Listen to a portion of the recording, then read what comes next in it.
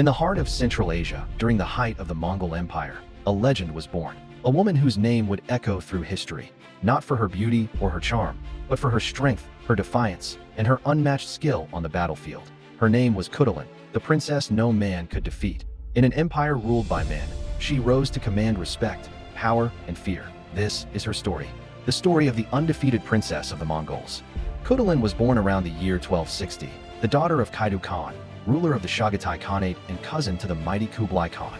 From the moment she could walk, she was surrounded by warriors, horses, and the spirit of conquest.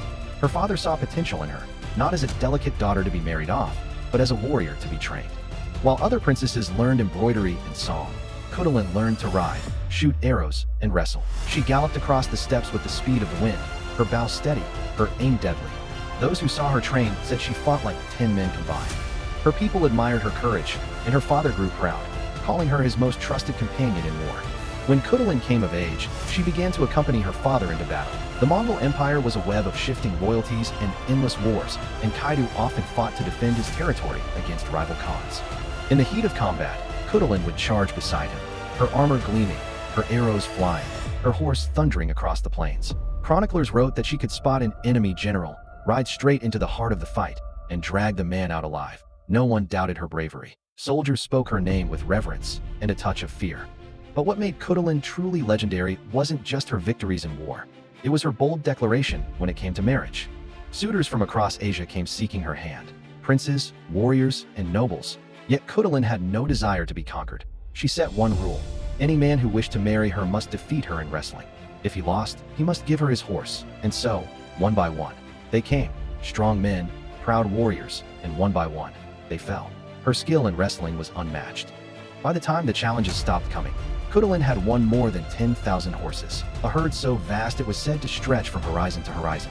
Khutulun's strength wasn't just physical, it was political. Her father, Kaidu, trusted her above all his sons. He brought her into his councils of war, asked her advice, and depended on her in moments of danger. Together, they ruled their people with unity and discipline. When Kaidu's enemies plotted against him, Khutulun rode at his side, protecting his rule and his honor. To the Mongols, she became a symbol of loyalty, a daughter who fought for her father's legacy.